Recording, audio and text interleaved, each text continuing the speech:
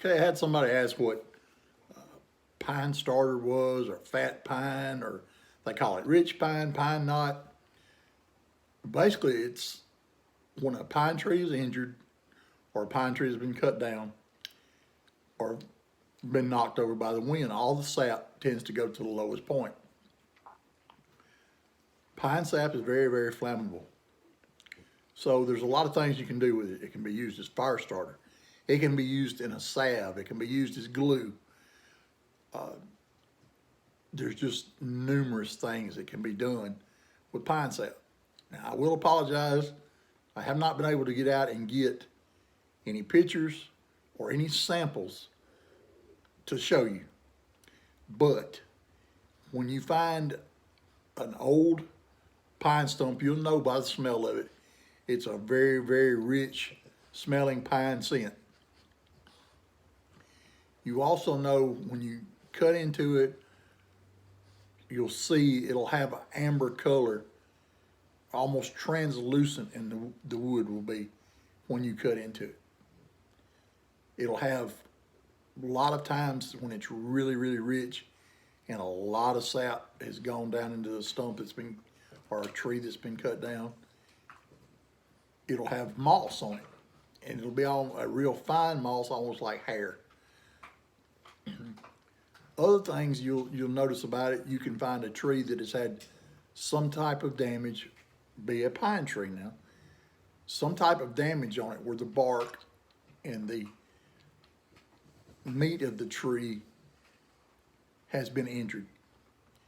And that's how it will protect itself. It will put out sap to basically cover the wound of the tree. You can harvest this sap. You can boil it down, strain it, and make salve out of it. You can boil it down, make it cleaner to get the bark out of it, make it more malleable. You can make fire starters out of it when you boil it down, and you get it to a state that's cool enough to handle, and you can roll it up in balls. The rich pine or the wood of it, when you get ready to make a fire with it, you would make a feather stick out of it. That way you can light that and it will burn for a longer period of time.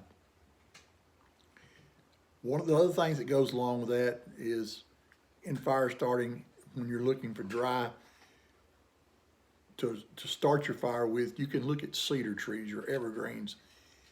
A lot of times they have really, really thick limbs. If it's wet, you can possibly at times find dry bark, or some of your cedar trees will also have sap in them that have had a limb broke off or whichever. The needles off the cedar trees, if they're dry and turn brown, are very flammable. Do not use it to cook over. Do not use pine to cook over. Do not use cedar to cook over. You will regret it. It will taste, you just won't have a taste you really like.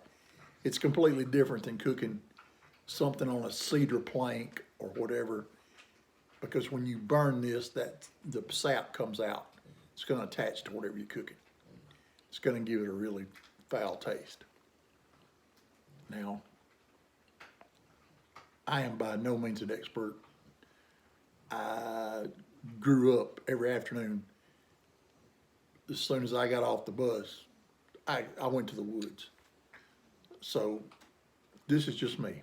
This is just me being an ordinary person, helping, trying to help anywhere I can, let anybody know if I know about it.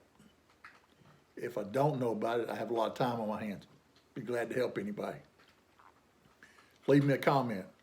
Leave me an email. Get on my email. More than happy to help with any questions you have. So if you need a one-on-one and you don't want to ask somebody else, or you think somebody else is too busy, I'm never too busy to answer a question. So like I say always, remember, prep, don't panic, be prepared. You know, somebody's gonna have to be the one that's not doing the moose dance. It's always gonna take somebody to be calm in the middle of everything going on. I hope and pray that everybody's wrong about November, but who knows? But if we go at it slow and steady, we'll always be ready for whatever goes on. Thank y'all.